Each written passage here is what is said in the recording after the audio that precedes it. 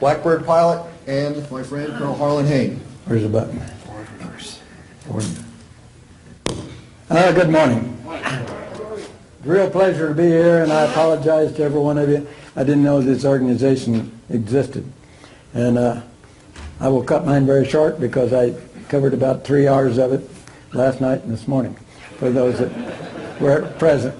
But I'll give a quick overview. I was a third of 5 children born on a farm in southwest Missouri. And when I was a child, it was a ritual to go to town every Saturday afternoon. Less than 35 years later, I crossed the United States in less time than it took us to get to town on Saturday. That was progress. I enlisted in aviation cadet in June 1944. I was discharged in 45 when the war was over at Denver, Colorado. Recalled in, I didn't know I'd signed up for the reserves. I was recalled in 1950. And I applied for everything in direct commission, OCS, and pilot training, and they all came through, but it was between Christmas and New Year's, and there was nobody in the commander's office out at Lowry, and I barged in like I knew what I was doing. And you want to know what I could do? And I said, I got to plant some trees on your base. And then on Monday, the squadron commander come in, and I was restricted for 2 weeks for going to see the commander without permission. I graduated in pilot training with Howie Pearson is here. I haven't seen him since 1982. In April of 52, I was sent to Korea, the 18th Fighter Bomber Group, where I flew Mustangs. We were supposed to have 86s when I got there, but our 86s were right over there with UHF radios, and there wasn't a UHF radio in Korea. So they had to be monitored, and I flew Mustangs, and we hauled napalm and you know what all.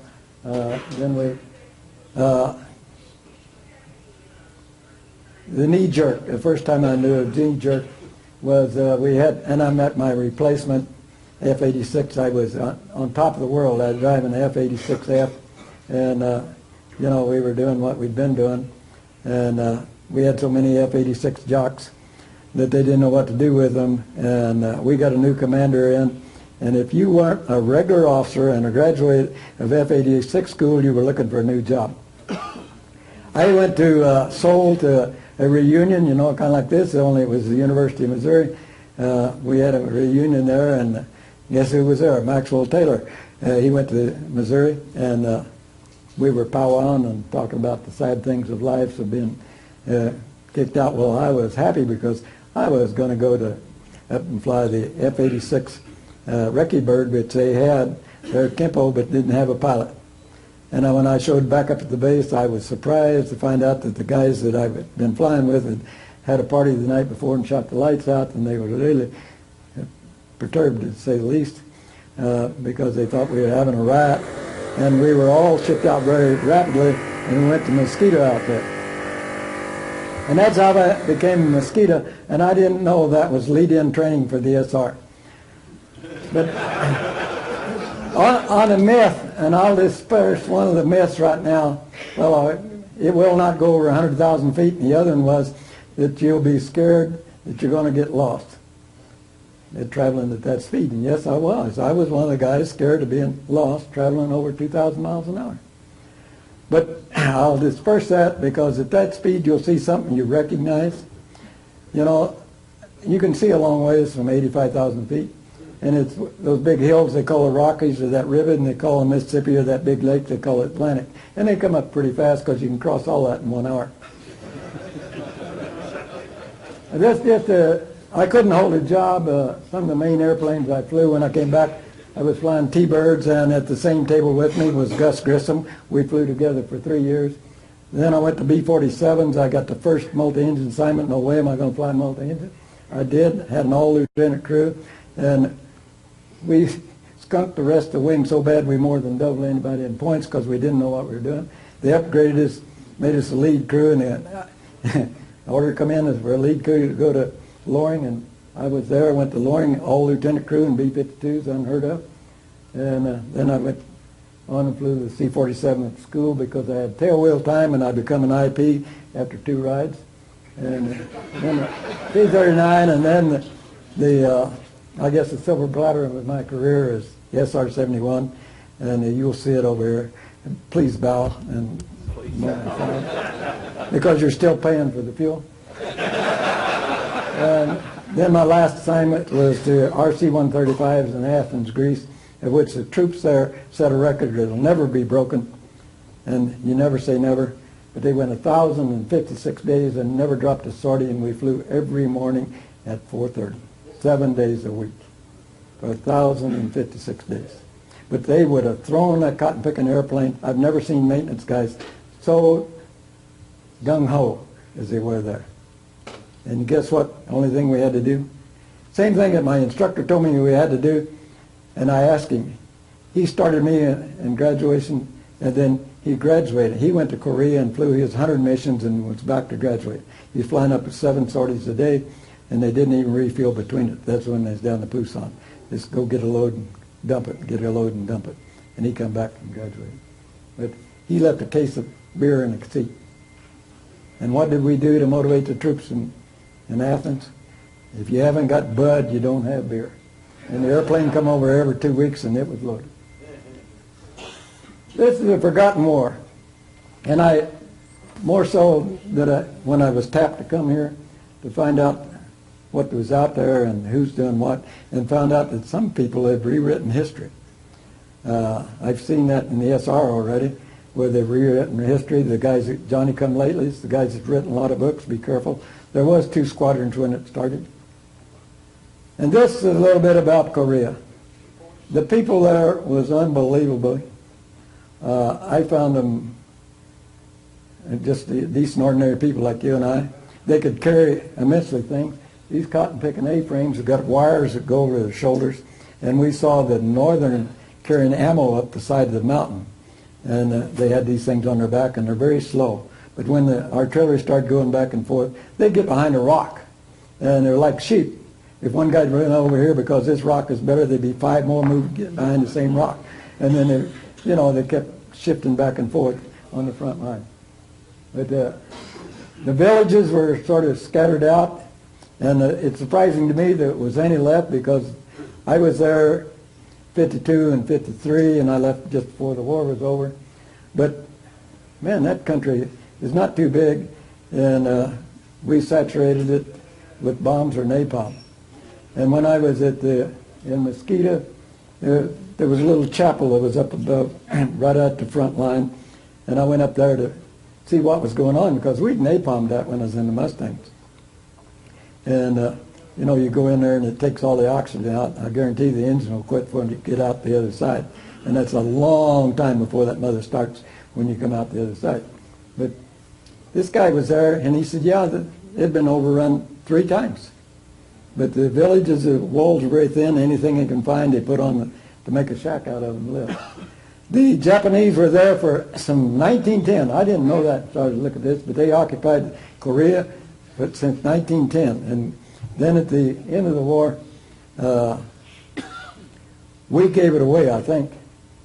But this is Kaesong, right outside of K-46, where we had the Mustangs. We were down on the PSP strip in between the mountains, and 2 500-pound bombs.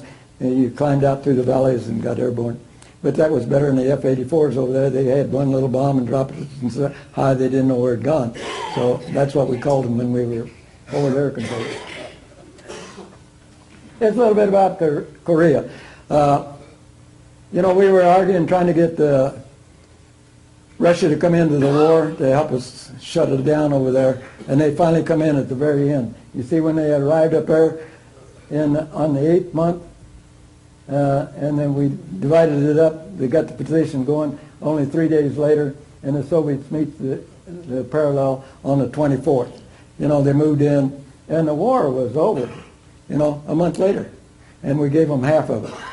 Well, things evaluated it, and we moved along there, and we had a free election. But when one of the funniest things that happened on this is, you see the date line there. Look at that 50-01-15, and to my say, that's what started the war. This statement, I don't know why it was made, but it's a political statement that our line of defense stopped short of South Korea. And it wasn't very long until we were into a shooting war. They come across. Just threw this in. This is Mustangs on Christmas Day. We normally flew in 8 ships or 32. And this day we had 32 ships going on Christmas Day. And you can see what that's unnecessary that's setting off there at the right in the traffic pattern. This was Ike. He came over to visit the troops. That was part of his campaign speech that he would come over. And he came over. And we and the Mustangs got to fly close cover, and then there was F-80s, 84s, and 86s above him while he toured the front line. We lost one Mustang on that tour, and it was very unfortunate. The 80s were airborne that day, and they was making a strike, and hey, there's an AD, and he was pointing his nose coming over that way because that's where his strike was going. So the Mustang peeled off to go over there to see, hey, to identify him. And his buddy was sitting up high and saw this Mustang with his nose pointed toward it, fired one shot, and bingo. This is Chad Smith, very close friend, and also Howie Pearson here. This is an L5 that we had over there that a major started working on. He found the fuselage, and he got some wings from the rocks, and he'd ordered up an engine, and I was a second lieutenant and trying to do things for him. And we got this airplane and put it together, and I had my own personal airplane. When the airborne came over there, they had a photographer show up, and he wanted to go up and take pictures of the 82nd in action. Well, guess who got selected to go? And I'd flown some mission. I was a little bit sleepy when they got up there, but it took this guy up, and he didn't want to be behind and take pictures of the elbows. He wanted to be in front and get pictures of eyeballs of these guys moving forward. So we took the L5, and I landed out in no man's land and put it down on the dirt. And had my 45 there, and I went to sleep in this thing. And I came to, and a swagger stick hit the strut on that L5, and I'm looking at a full-bird colonel. What are you doing here? Get out of here. I can't tell you what I'm doing here, and I can't leave till the guy shows up. But that was my tour. Our checkout in the F-86 went very fast. They showed up with the airplane, and that one's yours. Get the crew chief, paint your name on it. Remember those days? Put your name on it. That brings the airplane back. Put the crew chief's name on the door. That makes sure it's ready to go. And then Dr. Spock come along, and we didn't have enough airplanes, so all the Johnnies can't have an airplane. Nobody can have an airplane. We had to take the names off the airplane. But that's the way we got checked out, 10 rides or 10 hours, whichever came first, and you were combat ready. This is a picture of K-8 over there. One of our troops on his second ride in the F-86. The gyros were 180 out of phase, and he was going the wrong direction, didn't know it, and he was running low on fuel, and they told him to climb. He climbed as high as it would go and ran out of petrol. He dead sticked into this, and they kept him drunk for about 2 weeks. I met the guy that replaced me at breakfast this morning. What an outfit. When we were flying the F-86F and happy cowboys, and in comes this onslaught of 86 jocks, and they were sitting in the corner waiting for their turn to dance, and we got a brand new commander in. And if you don't have a regular commission and you are an F-86 jock, find yourself a job. And well, that's where I ended up. I became a Mosquito. This is the tactical air control was did by T6s. They started out with L5s, Navions, and they went to the T6D right away. And then they upgraded the T6 and took the 550 out of it and put a 600 in it. But they hang 12 rockets on it, so it didn't go any faster. This is a breakdown of the organizations. I flew in the 68th, and then when we went forward, I was part of the 6150th on the ground. And it's, you notice there that the United Kingdom, they had one guy. And only about 2 months ago, an email come out. And it's Peter from England. He was thinking about coming back to a reunion that just happened in Atlanta, the Mosquitoes. And he sent a list of all the guys he'd flown with. He kept a diary of everything that went on. And I happened to be one of those guys, and they forwarded it to me. And Peter and I have sent emails back and forth, and while I was looking for pictures, there's a few of his in here. But Peter was in the back, and he has a different outlook. He was a tank commander. The T6 was somewhat vulnerable, and no, it wasn't. It's amazing to me. We got little battle damage as close as we flew. We flew 4-hour sorties. And when I was in the organization, we had two types of mosquitoes, those that came and put a whole tour in. Your 100 missions within mosquitoes, you got 20 and then went to the front line for 3 months, then come back and finish up. For guys that went up there from fighters, your tour was a little shorter. You got your missions in and then you went up, and ours was a 1 month at the front line, and then we come back and finished up. But it was interesting to talk about the only time I got upset was artillery shell. And it completely flipped the T6 upside down, and the guy in the back seat became excited. He's an Army guy and says, we got a rod sticking out the back. You get very gentle with the airplane, took it back and landed. It happened to be the trim tab rod that went back to the back. He just hadn't looked back there before. This is the tactical air control. This is the old Jeep, and we got the brand new Jeep when I was over there, and I'd like to try a Humvee where we took the Jeeps, because the new Jeep would not climb the mountain where these old Willys and Fords that were made in World War II. They just could not get up there. They run out of.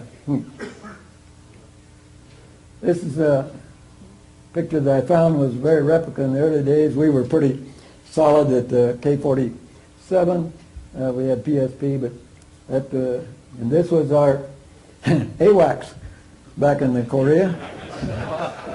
It was a Goonie Bird. It was a relay, and it did very well. You know, when we were in Mustangs, we had no nav gear. I still had my map.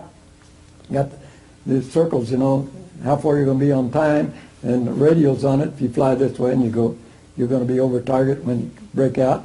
And when you come home, the witch's pit was right at the base, and that was our beacon to get home. And if it was bad, we got close together, and like ducks, we come down over the Yellow Sea and then turn around and come back. And in that, and we come up the valleys underneath the stuff. And flying that L5, when we went to the K-55, I was a courier in that thing, and I made many trips back and forth. And one of the times I got in a dead-end valley. And on a mission coming back shortly after Christmas, we were in that dead-end valley. And I happened to be forward that day. Dead end, and trying to turn 4 airplanes around in a dead-end valley. And the guy that was leading that day wanted to know the direction to our landmark. And I gave him what I thought it was, just a wag. And we missed it maybe a mile. And he 085 my eye. This is the T6L, T6G. As I say, they changed the engine on it and give us 50 more horsepower, but they hung an extra set of rockets on. We had 12 of the phosphorus rockets to mark targets with. We also had them with the 30 caliber machine set, a gun pod to chase Bedcheck Charlie. In a Mustang, we tried to change him, and when we were chasing him in a Mustang, it was always a slow one, and you couldn't find him at night anyway. That's pucker time when you're down amongst the hills trying to look up at him. Then we got up here and we tried to fly it with the T6, and they'd send a yak down and we'd outrun us. So this is my very first sortie. And I used to have hair like that, but I went to high altitude and it takes a toll on it. This was unnecessary. That's a different mountain. This is at K-47, and that's where we had the T6s. And this is taken off from K-14, and we got the F-86s in the background. Tanks. God, thank good Lord, he took me out of the Army and put me in the Air Corps. This is one that's, they had funny procedures. I didn't understand it. They'd all go out and do this thing out in the no man's land, and the tanks went out there, and one of them got the track beat up, so they laid down the smoke barrage to get it out. And this is our front line where they're digging in. From the air, you can see almost anything. It's like when you fly over the United States, you look at the farmer's yard, and you can see the guy that keeps it clean and the one that don't. This is our camouflage that shows it up so you can see all that junk. That's the Army junk, and you know, camouflage really works when you're standing on the ground. There's a couple of tanks out in the open. This is a double bend. I was right in the center part, and we flew there, as I say, 4 hours, and as long as the weather's good, we kept going to the same area, and if somebody made a new footpath to the new John, you knew about it, because you knew every movement that happened up there, and you were able to call in the stripes and And having come there from a fighter and depended on these guys, hey, it was, and I couldn't understand why they couldn't hit the target a little better with those rockets. And then when I fired them, they go like this. I know why they couldn't hit them. I was assigned to the 7th Division Artillery up there, and this was home. This is the guys I shared a tent with. And one thing that's different in the Army and the Air Force, they do everything by data rank. And being a second lieutenant, guess where I got to eat at General's Mess? I was on the opposite end of the table. And the exec one day when we was having dinner asked, hey, how do you get out of that F-86 if you get in trouble? It's very simple. You pull a little handle and the 20 millimeter knocks the canopy off and the 50 millimeter right behind you hits you in the butt and out you go. Well, I stood very erect for a while the guy was really dressing me down for talking to the general that way about that's the way you get out of an airplane. I said, well, it was all true. This is we're at the forward tent. We're at TACP, and they took pretty good care of the officers, but the enlisted troops, I didn't find that they were that far different than we were. And this is an oil barrel which fueled their tent. And the Army was out early in the morning, and they only had enough oil for a little bit. And these guys only got enough oil for a little bit. And being Air Force, we were low on the tent. But our Jeep didn't get very good gas mileage, and it got briefed at the morning briefing because it's only getting about 2 miles to the gallon, because we were taking that 5-gallon can and putting it in this barrel with the oil so these guys could have some heat. This is the arrival of the general, and up on the hill, if you saw that yellow flag, we put that up so the guys, the airborne or the Mosquito, knew that there was a guy supposed to be there. The Army guys did have entertainment. This is Laura, if you all remember her, Piper Laura. Well, guess who else was on that tour? Maryland, but this was the star. If you look real close, you'll see a bath on the front line right in the middle. And this is some of Peter's film. He emailed me and I said, you got any pictures? I was sending, so he sent me a whole email, but it was in Mimi and I couldn't break it. And I couldn't find anybody to break it. And I said, send me one. And he sent me one. It was in Mimi. And I said, copy it and send it to me. So that's the way we got him one at a time. But he was a tank driver. And you see the terrain up there? Vegetation was not good for a cornfield or much of anything because it had been completely bombed out or whatever. There was nothing left. This is airstrike. It's some of his pictures, and even they have a sense of humor. The lilies in a minefield. Napalm strike, as I say, that's the deadliest weapon I think we had over there. That was next to him, and of course that tank got hit. And this is with the line pretty well stabilized. It moved back and forth. Right at the end of the war, there was a lot of pushes. This is our Jeep we traveled around in. Incognito, you didn't know we were TACP. But take a look at that little guy there in the back seat. He's a radio guy, and the guy that's driving was a maintenance guy that took care of the Jeep.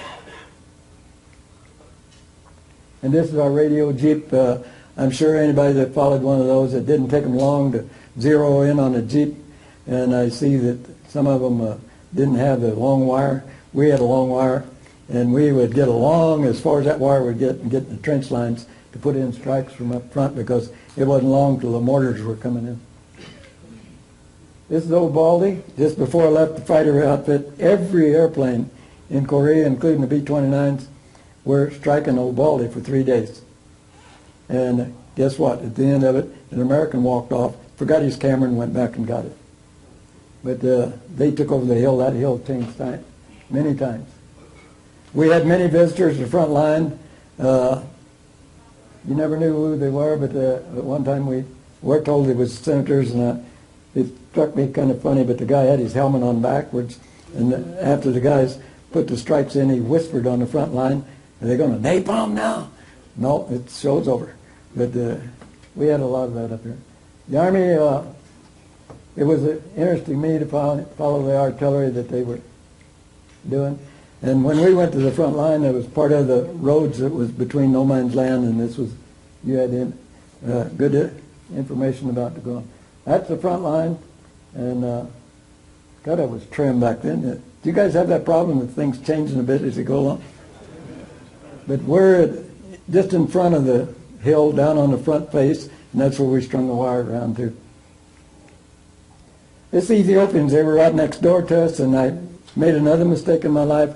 I was in Greece and had a chance to go to Ethiopia and meet these guys, and then the government flipped over. But I went on a patrol one night with these guys, and you don't never want to do that either, because you can't see them. And this is a Ford tank. I got to drive a tank, and you don't want to do that either. I drove that thing around, and that's a dirty job, and you're everybody's target. If you got a tank, they're all shooting at you. They used these things for artillery. The tank could get up there, and they put it on the hill, and it was already in a bunker and they fired out. Then if they had artillery, they'd take, truckloads of ammo, and they'd go out in the field and fire up their ammo, and they barraged the certain areas but they moved them around a lot, even though it was stable front. There's a little guy in the back of the Jeep. That's Dick.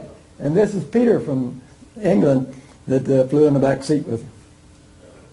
They were down in Atlanta here 2 weeks ago. Okay.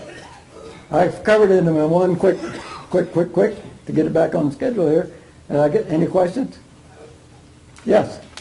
I was in the 18th the same time you were, 67th Squadron. I was the wing training officer later on, and I might have checked you out and taken you to the Naktung gunnery range and then out to drop the water-filled napalm tanks and then on your dollar mission. Do you remember me? When did I run it through the recall? I don't have memory loss. Mine is a recall problem. It's kind of like my computer. Okay, you know where the 11th FAC hospital was? Yeah? Okay, I was there at K-46 and along in about August, we behaved so badly down there with the nurses, they put us off limits, and the 18th couldn't go down. We couldn't go down there anymore for a while. Well, there's lots of stories I can tell about Korea, but one leads to another, and so forth. That sounds like a hooch story, doesn't it? That sounds like Colonel Hain. Thank you very much. Thank you.